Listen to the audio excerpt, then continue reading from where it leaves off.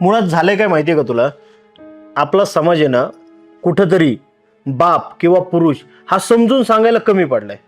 म्हणजे साधी गोष्ट, तुम्ही आईवरती कितीतरी कविता लिहिल्या असतील, आईची महती प्रत्येक जण सांगतो आपल्याला, सांगितली पाहिजे.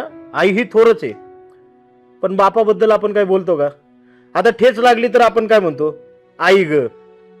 पण एखादं संकट आलं किंवा काही मोठी घटना झाली तर आपण काय म्हणतो, बापरे. बापरे.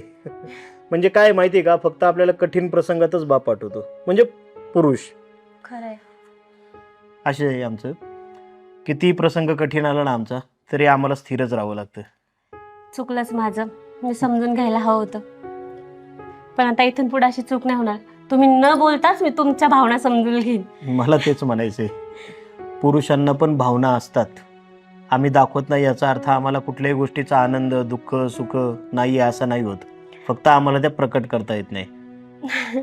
बरं, आता जायचं का दादाकडे? मला तर खूप आनंद झालाय हो. आणि मला माहिती आहे तुम्हाला पण आनंद झाला असेल. मला ना बाळाला पाहायची खूप इच्छा झाली आहे. बरं चला, उरका तुमचं, जाऊन येऊ दादाकडे तुमच्या. हो, चला चला.